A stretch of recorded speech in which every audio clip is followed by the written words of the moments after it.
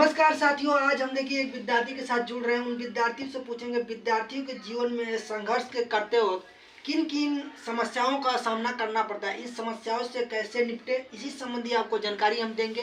पूरी डिस्ट्रैक्शन हर चीज़ के विषय में जानकारी देंगे। विद्यार्थी तैयारी करते वक्त किस हर चीज़ में भड़काव होता है उसको, इससे संबंधित जानकारी आपको पूरी इस वीडियो में मिलेगा। कम समय में पूरी जानकारी आपको विस्तृत मिलेगा। देखिए, विद्यार्थी जीवन जो पढ़ने आता है, कहीं भी जाता है पढ़ाई करने, उसको कई चीज़ का भटकाव होता है। उस कैसे कोचिंग इधर उधर दौड़ते रहता है, इस संबंधी आप कुछ जानकारी दीजिए। विद्यार्थियों को क्या करना चाहिए, उसको आते वक्त उसको कैसे अपने आप को स्थिर बनाना चाहिए, इससे संबंधित कुछ जानकारी दीजिए। विद्यार्थी स्थिर नहीं रहता, विद्यार्थी भटकाव में ज़्यादा इधर उधर दौड़ते रह जाता है, इसके विषय में बताइए। पहली बात, जो स्टूडेंट या हाँ, जो विद्यार्थी आता कहीं है भी कहीं, हाँ ठीक, अपने गांव से शहर, हाँ, शहर पटना जैसा शहर पढ़ने के लिए, तो उसको पहले भटकना नहीं चाहिए। पहले उसको माइंड को शांत कर लेना चाहिए और सोचना चाहिए कहाँ पढ़ना चाहिए, कहाँ नहीं पढ़ना चाहिए। और जहाँ तक कि आजकल सोशल मीडिया के समय है, तो ऑलरेडी पता रहता है हमें कहाँ पढ़ना है, कहाँ नहीं पढ़ना है। तो मन को स्थिर करके, जैसा लगता है उनको मन को स्थिर करके कहीं एक जगह ज्वाइन करना चाहिए। उसके बाद मन भटकेगा ही नहीं। अगर वो पढ़ाई पे 100% टाइम देगा, वो पढ़ाई पे फोकस करेगा, तो मन भटकने की सवाल पैदा हो ही नहीं सकता है। देखिए, किन विद्यार्थियों का मन भटकता है, तो हम बहुत वीडियो में देखते हैं, रील वायरल करते हैं, विद्यार्थियों को मन भटका होता है। लेकिन किन विद्यार्थियों को आप बता सकते हैं? विद्यार्थी आप समझ रहे हैं, किन विद्यार्थियों का मन भटकता है? जो मन उसी स्टूडेंट का या उसी विद्यार्थी का भटकता है जो कि अपना लक्ष्य के प्रति एक्टिव नहीं रहता है। देखिए, बहुत सही हमारे साथ जो जुड़े हैं, बहुत अच्छे से जानकारी दी है। जिनका लक्ष्य क्लियर नहीं, हम क्या करने आए हैं, कोई लड़का किसी भी एग्जाम का प्रिपरेशन करने आए, उसका लक्ष्य कंफर्म, उसको पता नहीं हमको क्या करना है, उसी से विद्यार्थी। देखिए, कई विद्यार्थी ऐसे होते हैं, अगर इस समय कॉम्पिटिटिव एग्जाम का ज़माना है, इसमें अदर एग्जाम का फॉर्म भरते रहता है विद्यार्थी। कभी रेलवे भरता है, कभी एसएससी, कभी बीपीएससी, कुछ भरते रहता है। उसका कोई एग्जाम उसका क्लियर नहीं होता। इस पर आप क्या राय देंगे उस विद्यार्थियों को?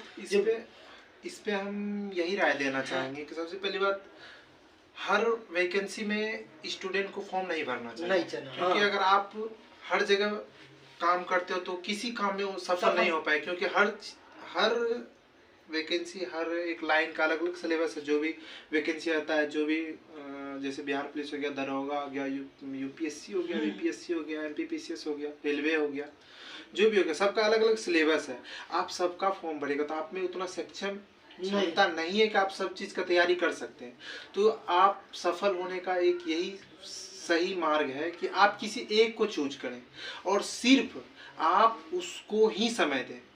और आप उसको ज़्यादा समय दीजिएगा तो 100% आप 100% उसको समय दीजिएगा और आप ध्यान में रखते हुए पढ़ाई कीजिएगा, इधर उधर नहीं कीजिएगा। मतलब मन को भटकने से विद्यार्थी देखिए बताए हैं मेरे साथ कि आप जो जिस एग्जाम की तैयारी करने आए हैं, कोई एनी वन एग्जाम, हम जैसे अब बोल नहीं सकते हैं ज़्यादा शब्दों में, बीपीएससी हो, एसएससी हो, दरोगा हो, पुलिस हो, किसी भी एग्जाम की आप तैयारी कर रहे हैं, इनके मुताबिक कि आप एक चीज़ पर कंसंट्रेशन बना के तैयारी की, एक चीज़ पर फोकस करेंगे, तभी आप सफलता प्राप्त कर सकते हैं। नहीं तो अलग अलग एग्जाम में आप दौड़ भाग करेंगे तो ना इधर का होंगे ना उधर का, न घर का होंगे ना घाट का। एक गाँव का कहावत होता है। इसी संबंधी आपको हम जानकारी और इनसे पूछ लेंगे। देखिए विद्यार्थी, देखिए इस समय ऑनलाइन का जमाना आ गया है, लेकिन विद्यार्थी ऑनलाइन और ऑफलाइन में क्या कुछ डिफरेंस बताएंगे आप? ऑफलाइन ऑनलाइन के विषय में बताइए, क्या विद्यार्थियों को लाभ मिलता है इससे? ऑनलाइन और ऑफलाइन में अंतर है। अंतर ये है कि जो ऑफलाइन पढ़ता है, सबसे पहली बात वो टीचर के सामने रहता है और उसका डायरेक्ट टीचर से कंसंट्रेट, मतलब लगाव जो है, नेत्र मिलना या स्टूडेंट का डायरेक्ट बोर्ड ऑफलाइन बच्चों के लिए, तो वहाँ टीचर का ज़्यादा गाइडलाइंस मिलता है। उसके बाद उस पर कई समूहों में वो रहते हैं, झुंड में पढ़ते हैं। एक वो कंपटीशन रहता है कि हम बगल वाले से ज़्यादा याद करके आएंगे, कल ये पढ़े हैं, बगल वाला अगर ये पढ़ लिया है, उसे नहीं पता था, ये पढ़ लिया, तो वो कल जाके वो तैयारी कर लेगा। और बाकी बात ऑनलाइन में होता है कि आप अकेला घर में रहें या रूम में रहें, पढ़ेंगे, रूम में पढ़ेंगे, तो ना तो आपको कोई कंपटीशन करने वाला, आपका मन होगा इतनी देर पढ़े तो पढ़े, नींद आ गया आप सो जाएंगे, मन हुआ क्लास में, मन दोस्त का कॉल आया चल जाइएगा। मतलब एक बात बोले तो बेटर है ऑनलाइन ऑफलाइन में आप ऑफलाइन का। अगर आप में मतलब वहाँ ऑफलाइन करने का सुविधा आपके पास है तब, नहीं तो ऑनलाइन भी बहुत अच्छा है, ऑनलाइन भी बहुत अच्छा है। उन गरीबों के लिए तो खास करके गरीबों के लिए बहुत अच्छा है। और यही विद्यार्थी मान लीजिए घर से मान लीजिए शहर का कोई पलायन नहीं कर पाते हैं, शहर की तरफ जो पलायन नहीं कर पाते हैं पढ़ाई के लिए, लेकिन जो विद्यार्थी घर पर बैठे हैं उनके लिए आप कुछ बताएंगे ऑनलाइन में तैयारी करते वक्त किन किन बातों को ध्यान रखें कि अपने सफलता को सुनिश्चित कर सकें, जो सफलता के लिए पढ़ रहे हैं उसको सफलता उनको मिल जाए ऑनलाइन करते वक्त। जो ऑनलाइन करते हैं, जो ऑनलाइन करते हैं, सबसे पहली बात फर्स्ट है कि आप पूरा क्लास करें, क्लास बैक ना करें, स्किप ना करें, पूरा क्लास करें, हर एक क्लास करें जैसे ऑफलाइन में किया जाता है, जस्ट वैसे करें। उसके बाद जो भी पढ़ें, जैसे यहाँ क्लास ऑफलाइन कीजिएगा तो रूम पे आने के बाद रिवीजन करना, पढ़ना, वो वैसे सेम करना, सेम चीज करना जैसे ऑफलाइन वाला बच्चा करता है, जस्ट ऑनलाइन वाले बच्चा को भी करना चाहिए। सिर्फ क्लास पे ऑफलाइन वाले से ज़्यादा ध्यान देना पड़ेगा क्योंकि फ़ोन है। और क्लास के टाइम बिल्कुल सोना नहीं, क्योंकि फ़ोन में आप 1 घंटा 2 घंटा देखते देखते नींद आ ही जाती है बीच बीच में कभी कभी,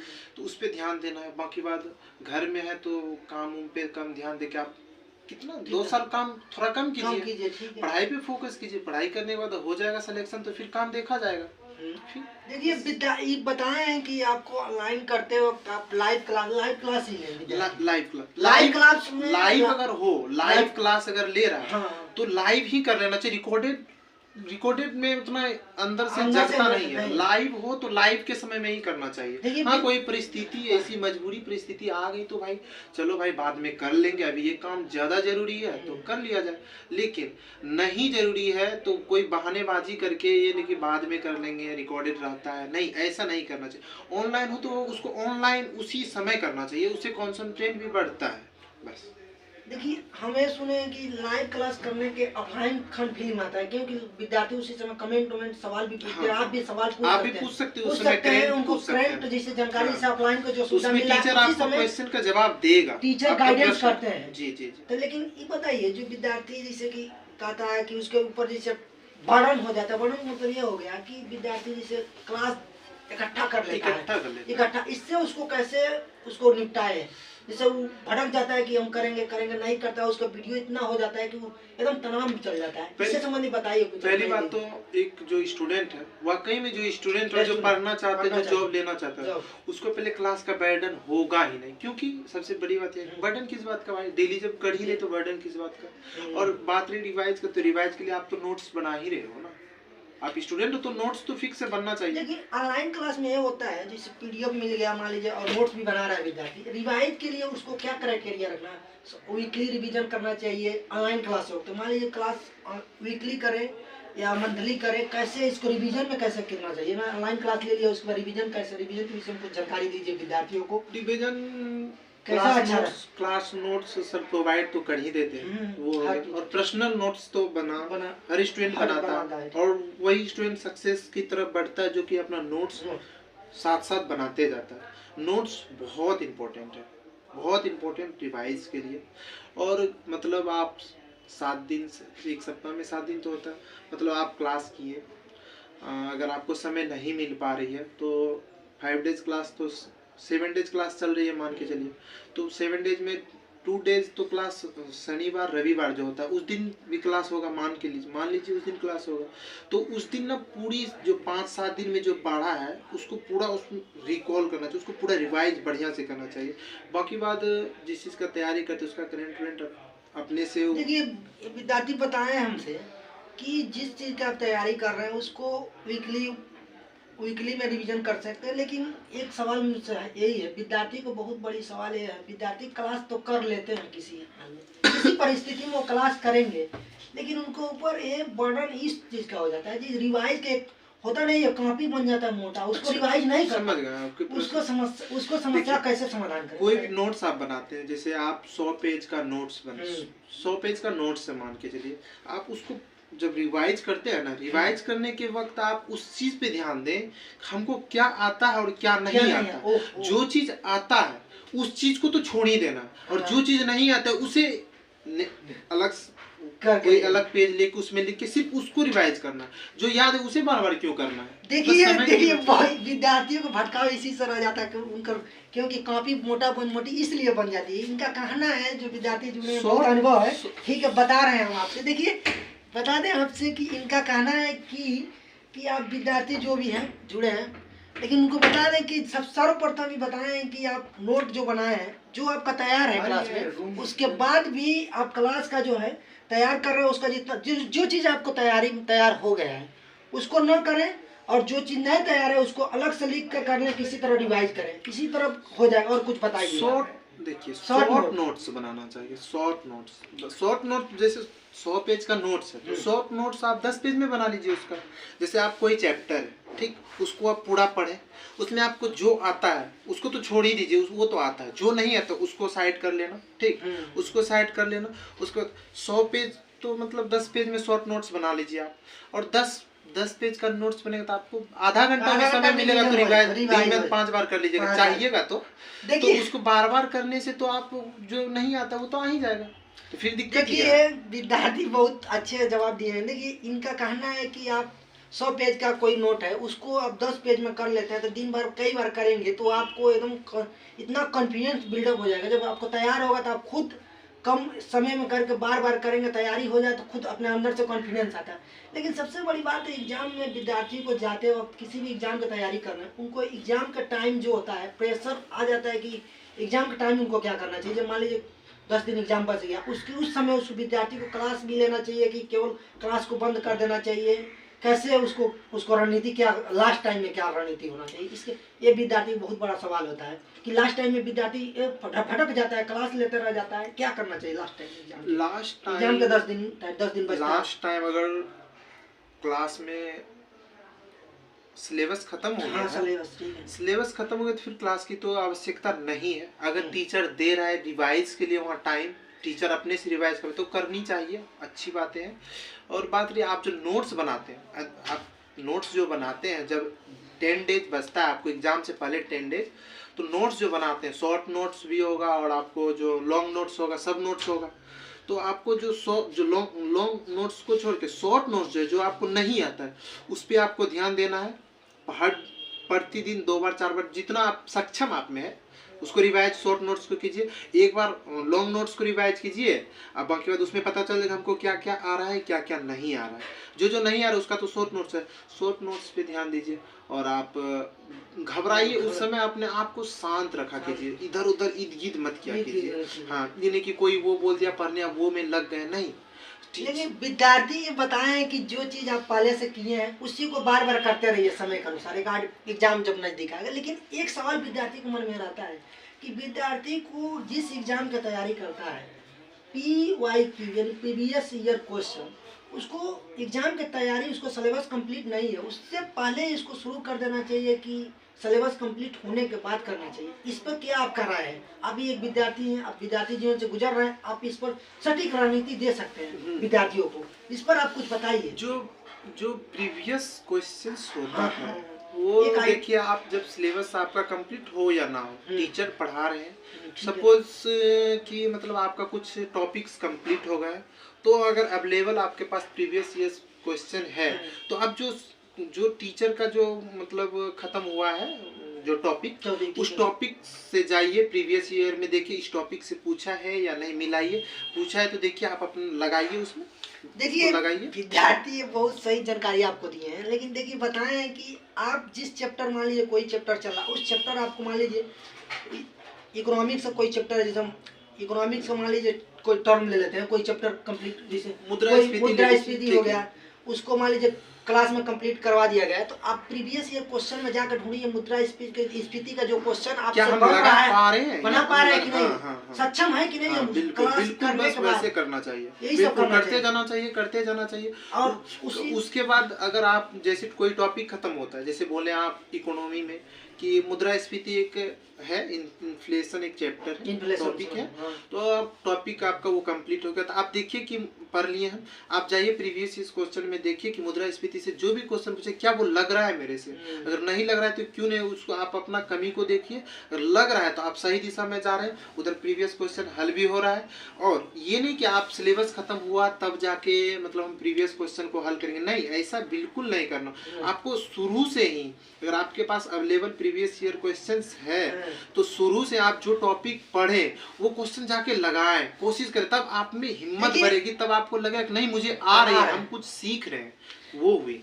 देखिए विद्यार्थी बताया है आपसे कि आप जिस भी एनी वन कोई भी एग्जाम हो, यूपीएससी हो, बीपीएससी हो, कोई एग्जाम, सुनिए एनी वन मतलब समझिए कोई एग्जाम की तैयारी कर रहे हैं, उस समय आपको तैयारी करते वक्त मुख्य बात को ध्यान यही रखना होगा कि आपको प्रीवियस ईयर क्वेश्चन उस वहाँ पर आपको अवेलेबल करके रखना होगा आपके पास। उस समय जब सिलेबस कंप्लीट कर रहे हैं उसी के साथ साथ आप उसमें क्वेश्चन देखिए हमसे बन रहा है कि नहीं। जब बनेगा आपको तो कॉन्फिडेंस खुद बिल्डअप होगा कि आप सोचेंगे, सोचने समझने की शक्ति भी आप पास अर्जित कर लेंगे। लेकिन ठीक है, बता दें और कुछ इनसे सवाल लेंगे। देखिए विद्यार्थी को मन में यही रहता है कि सवाल जिसे पढ़ता है, पढ़ रहा है, उसको एक डिस्ट्रैक्शन बहुत बड़ी है। इस पर क्या आप राय देंगे? विद्यार्थी डिस्ट्रैक्शन से कैसे बचे? कई चीज का डिस्ट्रैक्शन है, आप तो समझ ही रहे हैं, आप विद्यार्थी है, जीवन में आप समझ रहे हैं इसको। डिस्ट्रैक्शन जो होता है उसके लिए आपको पहली बात तो आप अपने लक्ष्य के प्रति आपको मोटिवेट रहना जरूरी है, ठीक है। अगर और दूसरी बात आप अपने फैमिली को देखिए, आप अपना बैकग्राउंड को देखिए, इससे बढ़ के कुछ नहीं है मोटिवेट होने के लिए डिस्ट्रैक्शन से, क्योंकि करना आप ही को है, दूसरा आएगा नहीं।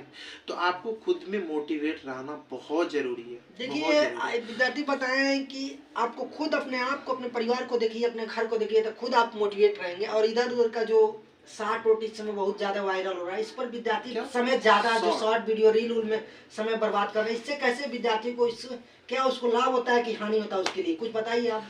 सोशल मीडिया से जुड़े रहना ये तो पहली बात हानि है नहीं, ठीक है। बात रही कि अगर इससे हानि अगर किसी को हो रही है तो उसको ये ध्यान देना चाहिए कि हम सोशल मीडिया पे कितना समय दे रहे हैं, और सोशल मीडिया पे समय दे रहे तो हम सोशल मीडिया में क्या देख रहे हैं।